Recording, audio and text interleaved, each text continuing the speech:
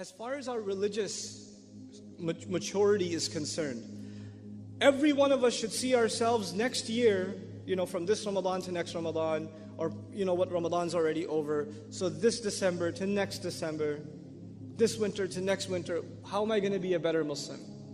And I'd like to highlight 3 areas. So for those of you that are writing this down, just 3 areas where you want to be able to say to yourself in a tangible way, I'm better off. I've made some progress in 3 areas at least. The first of those areas is worship. The first concern is worship. Has my Fajr improved? Am I making Isha and Fajr at least on time perfectly? The guys, am I waking up for Fajr and making it to the masjid? Make it a goal. Maybe you're not doing it every day, but set a goal that you're going to accomplish that this year.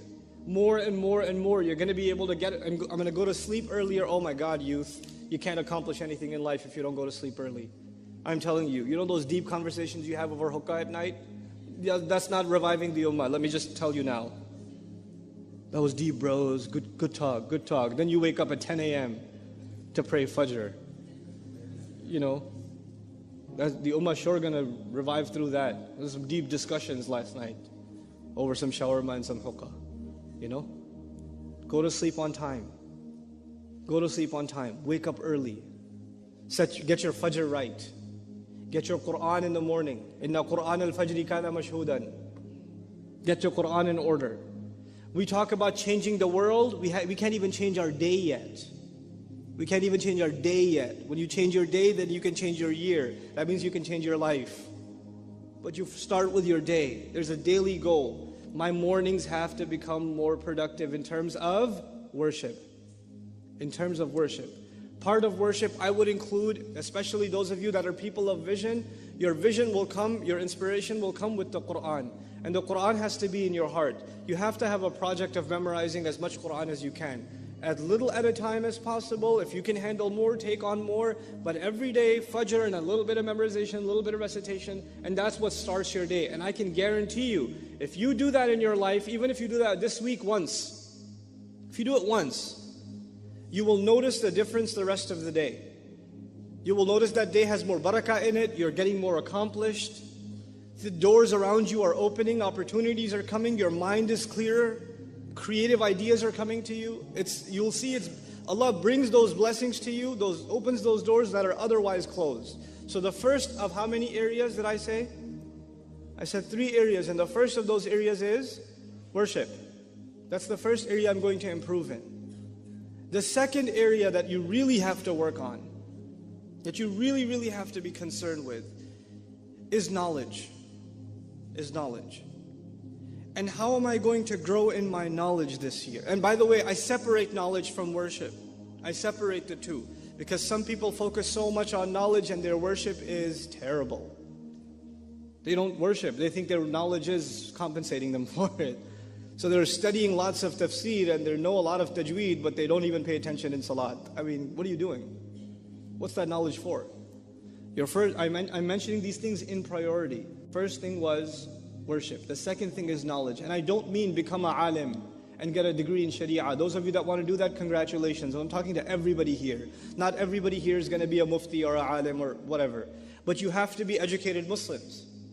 You have to be, there needs to be some minimal level of education in your Islam. And my recommendation for you for that is that by the end of the year, the coming year, you've studied at least a couple of things. You've studied the seerah, the life of the Prophet ﷺ, once. And you should do it every year once. And actually you should read a different source on the seerah every year for the next few years. And really study it. So if you take one book don't ask me which book you should read on the seerah, read all of them. But take one at a time. Take one and go through it 1 year. Then go again to the seerah again another year. Then again another year. And you know what? Because that is the life of that man, sallallahu alaihi wasallam, is our vision, is our inspiration. So you have to keep going back to it. That's a part of your education. And it'll give you perspective and it will open doors for reflection and contemplation for you. That study of seerah in and of itself. There are wonderful resources on that available, and I don't think you'll have any trouble finding them, inshallah ta'ala. At the same time, you have to make substantial gains. In that same year, you have to make substantial gains in your Quran. I'm still in the area of knowledge. First area was worship, second area is knowledge, right? In this knowledge, you have to make some substantial gains in your Quran, which, let's just say you decided this year you're going to try to memorize, I don't know, Surah Al-Kahf, let's just say. So you set a goal, for this year I'm going to memorize Surah Al-Kahf. That means I'm going to memorize it, I'm going to study its tafsir, I'm going to read it in translation, I'm going to try to understand every word in its vocabulary. If there's a lecture series on Surah Al-Kahf, if there's a tafsir available on Surah Al-Kahf, if there's an article and paper on Surah Al-Kahf, I'm going to take it and I'm going to consume it. This is Surah Al-Kahf year for me. Next year might be Surah Al-Rahman year. The year after that might be Surah Al-Baqarah year. I don't know. Maybe it's a couple of surahs a year. But every year you make a substantial gain in your Quran. Tangible. Don't just say, I'm going to study the Quran. Don't do that. And don't just pick random passages. Take a surah, take a couple of surahs and focus. My biggest criticism of Muslim youth today is we don't have focus. Focus on one thing. Get it right. At least you can look back and say, Alhamdulillah, this year I accomplished 1 more surah, 2 more surahs, 3 more surahs, something. And when you study a surah, you don't just learn its meanings. As a student came up and asked me, what's more important, you think? Understanding the Quran or memorizing it? And I said, how do you think that those two things are separate? Why do you think that?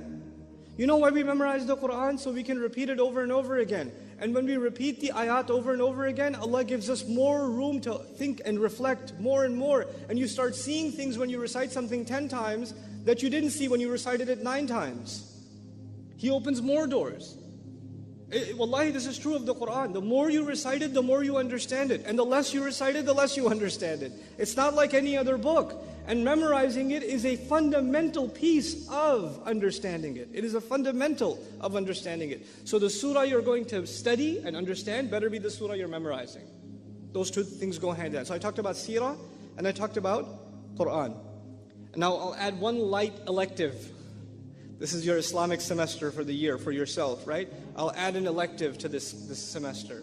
And the elective is at least 3 or 4 du'as. 4 du'as, you studied them, you memorized them, and they became a part of your day. This is actually combining knowledge and, I got 10 minutes is like an eternity. I don't need 10 minutes. But that's okay. You know, memorizing a few du'as from the Prophet ﷺ that you can make a part of your day. Now you're combining knowledge with practice. You're combining both of those things. Okay? And actually each of these 3 areas of knowledge that I mentioned, and I didn't mention others. I know there's fiqh, I know there's aqidah, I know there's tafsir, I know there's other areas of knowledge. I mentioned these 3 things on purpose because these 3 things will make you a better Muslim immediately. Immediately they start having a practical impact on you. Your salah starts improving because you're reciting Quran that you've understood. You know, your love of the Prophet ﷺ is increasing because you're learning about his life every year. So every time you send salawat upon him, it's deeper. Those salawat are deeper felt. Your knowledge of dua is bringing you closer to Allah because now you know what you're asking Him. You know what you're actually asking Him. Now, this is knowledge. So the first thing was worship and the second thing was knowledge. And I hope you see how I tried to fuse those 2 things too. Even though I kept them separate, one is helping the other. So if your knowledge is not helping your worship, I don't know if it's real knowledge. I don't know if that's real knowledge in terms of deen. In terms of deen. Then there's the third area, and that is service. There's service. And that's where you have to figure out, you have to set some time, whether it's once a week, whether it's on the weekends. You don't need the screen anyway. If it's on the weekends, whether it's, once in a month, but you have to do some kind of service, meaning help people. Help people.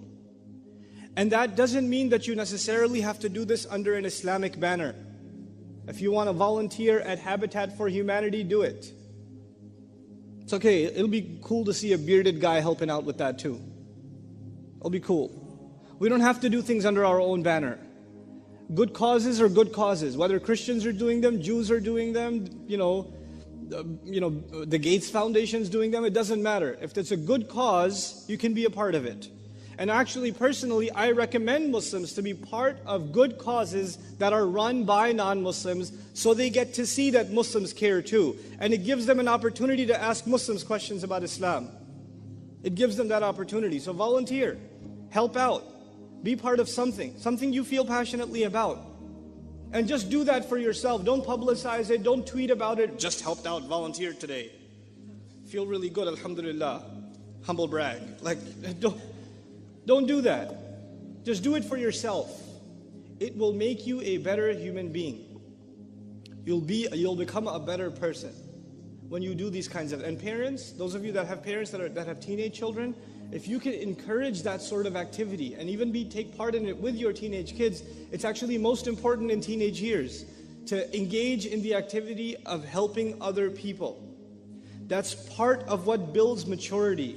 Because the teenage years are when our youth in general, not just Muslim youth in general are the most self-absorbed. They're really just, their world is themselves and how they look and their friends and their Facebook status or how many friends they have or whatever. That stuff becomes really important to them at that age. They become very petty. And if you can pull them out of that mindset at that age and make them care about things beyond themselves, helping other people, seeing what suffering looks like and helping with that, you know. Like recently, for example, with the disaster of the storm that hit and all those people in New Jersey and New York and all of this is not too far from you guys. If you did a weekend trip every weekend with the Red Cross or anybody else, and you went and just helped out people whose homes are destroyed or there's a tree in their driveway or something, and just went and helped and came back. If you just did that, I'm telling you, it will bring you closer to Allah like nothing else. You do these three things and you've at least met the foundational goals to do great things in life. This is not your goal. These are the things you've met so you can actually achieve goals.